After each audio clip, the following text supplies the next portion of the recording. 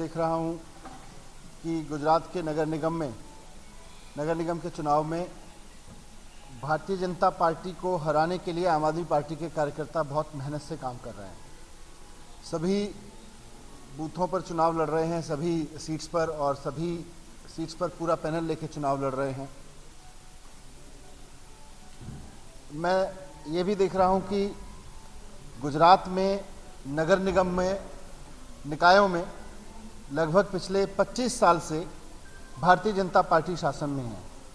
Bharatiya Janata party ने पिछले 25 साल के शासन में गुजरात के अपने अपने शहर के लोगों को क्या दिया है, उसकी बात करो तो लोग कहते हैं साहब कुछ नहीं दिया। नगर निगम में सरकार बनाई, नगर निगम में लोगों को, बीजेपी के लोगों को चुन के भेजा, तो उन्होंने ना जो नगर निगम के काम हैं स्कूल पे काम किया, ना उन्होंने प्राइमरी हॉस्पिटल्स पे काम किया, ना पानी पे काम किया।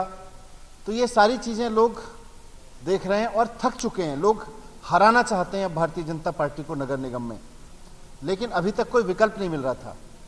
विकल्प के रूप में बार बार लोगों के सामने कांग्रेस थी, और कांग्रेस की स्थिति अब ये हो गई है कि लोग मुझे खुद बता रहे हैं साहब कांग्रेस विकल्प के रूप में थी तो चुनाव तो लड़ती थी, लेकिन कांग्रेस हमेशा बीजेपी को जिताने के लिए चुनाव लड़ती आई है। कांग्रेस की हमेशा स्ट्रेटेजी बीजेपी के दफ्तरों में बैठ के बनती रही है। यहां तक कि कई मामलों में तो बीजेपी के दफ्तर में बैठ के कांग्रेस के टिकट तय होते रहे हैं। उसके बावजूद गलती से लोग अगर कांग्रेस के कुछ लीडर्स को वोट दे देते हैं, तो लोगों ने यह भी देखा कि जिन लोगों ने बीजेपी को हराने के लिए वोट दिया कांग्रेस को, उस भावना की चिंता ना करते हुए, उस फीलिंग की चिंता ना करते हुए कांग्रेस के जीते हुए नेता भारतीय जनता पार्टी में चले गए। तो ये एक सैड सिचुएशन। कांग्रेस की हमेशा स्ट्रेटेजी बीजेपी के दफ्तरों में बैठ के बनती रही है। यहां तक कि कई मामलों में तो बीजेपी के दफ्तर में बैठ के कांग्रेस के टिकट तय होते रहे हैं। उसके बावजूद गलती से लोग अगर कांग्रेस के कुछ लीडर्स को वोट दे देते हैं, तो लोगों ने यह भी देखा कि जिन लोगों ने बीजेपी को हराने के लिए वोट दिया कांग्रेस को, उस भावना की चिंता ना करते हुए, उस फीलिंग की चिंता ना करते हुए कांग्रेस के जीते हुए नेता भारतीय जनता पार्टी में चले गए। तो ये एक सैड सिचुएशन लोगों के सामने रही है कि भारतीय जनता पार्टी को लोग हराना चाहते हैं, लेकिन कांग्रेस हरा नहीं पा रही थी। अब लोग आम आदमी पार्टी को इस उम्मीद के रूप में देख रहे हैं। लोग देख रहे हैं कि एक तरफ 25 साल से नगर निगम में, निकायों में सत्ता में बैठी हुई भारतीय जनता पार्टी है, जिसने उनकी ज़िंदगी में उनके बच्चों की पढ़ाई के लिए, उनके इलाज के लिए, उनके पानी और तमाम व्यवस्थाओं के लिए कुछ नहीं किया। एक तरफ केवल नई नई पार्टी आई है अभी 5 साल पहले, और 5 साल के अंदर अंदर स्कूल में, अस्पतालों में इतना शानदार काम हो गया। दिल्ली में सरकार ने इतना शानदार काम कर लिया कि लोग मिसाल दे रहे हैं उसकी। आज दिल्ली में केवल 5 साल में सरकारी स्कूल ऐसे हो गए हैं कि लोग अपने बच्चों को प्राइवेट स्कूल से निकाल के सरकारी स्कूलों में डाल रहे हैं।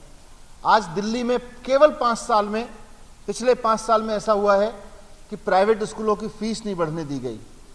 5 साल में केवल ऐसा हो गया कि 24 घंटे बिजली मिल रही है लोगों को, और 70% आबादी को तो फ्री बिजली मिल रही है, उनके घर बिजली का बिल 0 आता है।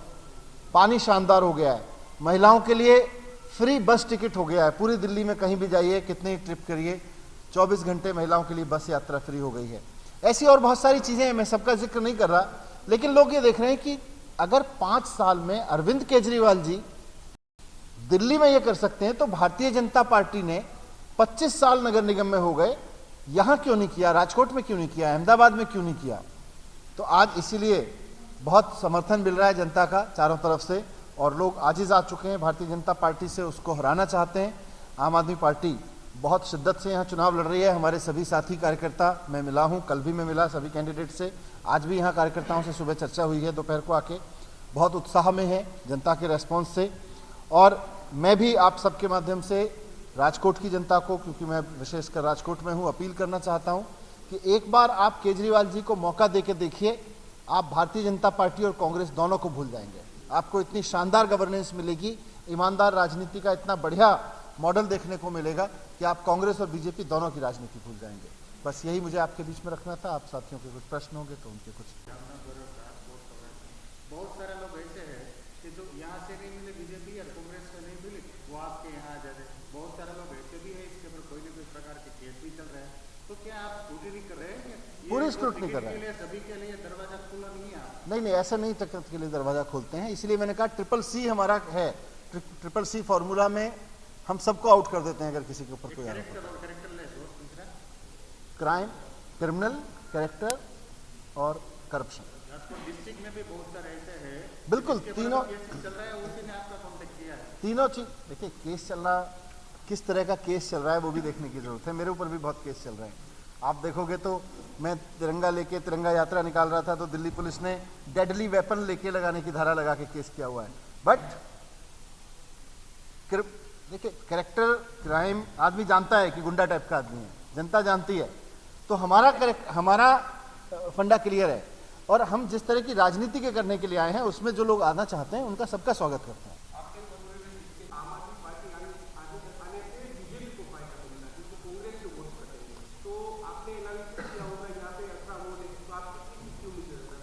अब सीट तो आपके सामने आएंगी, पर जितना समर्थन मिल रहा है सब तरफ से मिल रहा है कि जी कांग्रेस को कोई वोट नहीं देने वाला, इधर उधर की कोई नहीं सुनने वाला है। लोग बीजेपी से तंग आ चुके हैं। अब मैं कुछ बोलूंगा, आप बोलेंगे पॉलिटिकल पंडित कुछ कह रहे थे। पॉलिटिकल पंडित चुनाव तय करते तो फिर इस देश में पॉलिटिकल पंडित ही चुनाव लड़ लिया करते। विकल्प नहीं था ना, विकल्प नहीं था ना मित्र। दिल्ली में भी 15, 20, 25 साल से देखेंगे आप, 2015 से पहले तो हिस्ट्री वही थी। लेकिन जब एक क्रेडिबल फेस आया तो इस तरह से आया कि लोगों ने 70 में से 67 सीटें दी, तो लोग बीजेपी और कांग्रेस को भूल गए। नगर निगम में अगर प्रदर्शन करेगी तो आपका भविष्य क्या है कि गुजरात असेंबली भी आप देख रहे थे? बिल्कुल, वो तो मुख्यमंत्री केजरीवाल जी पहले ही ऐलान कर चुके हैं कि जो अगले 2 साल में 6 राज्य चुनाव होंगे हैं, उनमें गुजरात भी है, उनमें चुनाव लड़ेंगे। नहीं देखिए, हम तो सच्चाई से फंड लेते हैं तो फंड की निश्चित रूप से दिक्कत रहती है, लेकिन जब सच्चाई से लोग चुनाव लड़ते हैं तो हमारे लोग तो चना खा के भी चुनाव लड़ते हैं।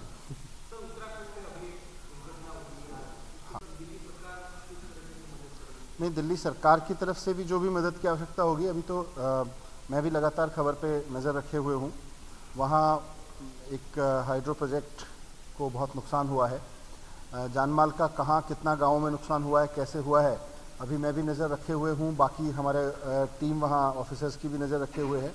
जिस भी तरह की मदद ज़रूरत पड़ेगी, देश के लोग हैं, हमने हमेशा आगे बढ़ के दिल्ली सरकार की ओर से, चाहे देश के किसी भी राज्य में कोई आपदा आई है, हमने मेडिकल टीम्स भी भेजी हैं, चाहे कश्मीर का मसला रहा हो, चाहे बीच में केरल में हुआ था और बिहार में, जहाँ जहाँ भी आपदा कोई ऐसी आती है तो ह्यूमैनिटेरियन ग्राउंड पर हम पार्टी की तरफ से भी और सरकार की तरफ से भी और समाज की तरफ से भी पूरा मोबिलाइजेशन करते हैं। अभी तो वहाँ कुछ आकलन ही नहीं है ना सारी चीज़ों का, अभी किस चीज़ की वहाँ ज़रूरत पड़ेगी। वहाँ के प्रशासन के लोग, वहाँ जो डिफेंस पैरामिलिट्री फोर्सेस के लोग काम कर रहे हैं, उनकी रिपोर्ट्स पे तय होगा। अभी मेरे लिए यहाँ ऐसा कहना मुश्किल है कि हम ये करेंगे, क्योंकि अभी पता नहीं किस चीज़ की वहाँ ज़रूरत है। बट बहुत ही दुखद है, बहुत। हाँ, किसान आंदोलन इस देश के किसानों की आवाज़ है। इस देश के किसानों को चिंता ये है कि अगर ये तीनों कानून लागू हो गए तो किसानी बचेगी कि नहीं बचेगी। क्या किसान देश का फिर बंधुआ मजदूर की तरह काम करने के लिए मजबूर हो जाएगा? क्या किसान अपनी मर्जी से अपने रेट पर, सरकार के द्वारा घोषित रेट्स पर कहीं फसल बेच पाएगा कि नहीं बेच पाएगा? देश के जिन राज्यों में एमएसपी नहीं है, उन राज्यों में लोगों को नॉर्मली आइडिया नहीं है कि 1800 रुपये का माल 900 रुपये में बेचना पड़ता है। पर कई राज्यों में जहां 1800 रुपये का माल 1800 रुपये में बिक रहा था, वहां उनको ये पता है कि इन तीनों कानूनों के आने के बाद क्या होने वाला है। और जहां 1800 का माल 1800 में बिक रहा था वहां भी नुकसान होगा, जहां 1800 का 900 में बिक रहा था वहां हो सकता है 700 में बेचना पड़ेगा। ये बात हम बहुत, जिसके अभी एक साथी ने शब्द यूज किया ना, कानूनी पंडित के लहजे से बात करेंगे तो बहुत तर्क दिए जाते हैं, लेकिन किसान इस बात को अच्छे से जानता है। किसान ने इस बात को अच्छे से एनालाइज करके रखा है। किसान भी पढ़ा लिखा है, किसान भी समझदार है, लेकिन पता नहीं किन कारणों इतना दबाव में है केंद्र सरकार की, किसानों की, देश भर के किसानों की बात नहीं सुन रही है। मुख्य मुद्दा यही है साहब कि एक तरफ उनके पास 25 साल से नगर निगम में बैठी हुई सरकार है भारतीय जनता पार्टी की, और एक तरफ उनके सामने दूसरी पार्टी आई है जो कह रही है कि देखो दिल्ली में 5 साल का मौका मिला केवल, और 5 साल में इतने सब काम हो गया। वही स्कूल जो राजकोट में लगातार बंद होते चले जा रहे हैं। पिछले 2 महीने में मुझे पता चला यहाँ पे 26 स्कूल बंद कर दिए गए। मैं पिछला एक डेटा देख रहा था जो लेटेस्ट अवेलेबल है, उसमें करीब 1000 स्कूल हैं यहाँ पे, और 1000 स्कूलों में 2.25 लाख बच्चे पढ़ते हैं, एनरोल्ड हैं, जो लेटेस्ट डेटा डाइस पर अवेलेबल है। अब एक स्कूल में अगर इतने कम बच्चे होंगे, और प्राइवेट स्कूलों को देखो तो प्राइवेट स्कूल बीजेपी के और कांग्रेस के नेताओं ने खोल रखे हैं, तो स्कूल चाहिए कि नहीं चाहिए, है ना। आज हम लोगों को यही कह रहे हैं कि साहब आपके वोट की ताकत से प्राइवेट स्कूलों की फीस बढ़ने से रुक सकती है, और आपके वोट की ताकत से आपके सरकारी स्कूल प्राइवेट स्कूलों जैसे हो सकते हैं। ये वोट की ताकत है। बीजेपी की नाकामी जो है जिस पर बीजेपी भी जाएगा, आम आदमी पार्टी में ऐसा नहीं होता है। आपका मैनिफेस्टो आएगा क्या, ऐसा गारंटी करेंगे ये लोग। हाँ, थैंक यू। सर ये उत्तराखंड के लिए ये नहीं कि बाइक अलग से कर दो ना। पहली बार गुजरात में चुनाव लड़े, आपने पॉलिटिकल हिस्ट्री देखी होगी गुजरात की। तीसरा मोर्चा कभी गुजरात में आगे नहीं है, जो शायद शंकर सिंह वाघेला बना, उसने केशुभाई ने बताया, आप तो जानते हैं। तो आपको क्या उम्मीद है, तीसरा मोर्चा गुजरात में चलेगा? तीसरा मोर्चा कांग्रेस है, नहीं चलेगा। कांग्रेस देखिए, कांग्रेस के साथ प्रॉब्लम यह है कि कांग्रेस अब भारतीय जनता पार्टी को हरा नहीं सकती, और ये देश को यकीन हो गया है, ये सबको यकीन हो गया है कि कांग्रेस में अब वो दम नहीं है कि वो भारतीय जनता पार्टी से चुनाव लड़ सके, भारतीय जनता पार्टी को हरा सके। आज लोगों को ये लग रहा है, जो लोग भारतीय जनता पार्टी से आजिज आ चुके हैं, थक चुके हैं कि इसको हटाना है, अब उन सबको ये यकीन हो रहा है कि केवल और केवल अरविंद केजरीवाल जी की पार्टी है जो बीजेपी को हरा सकती है। यही उनकी नाकामी है। Thank you.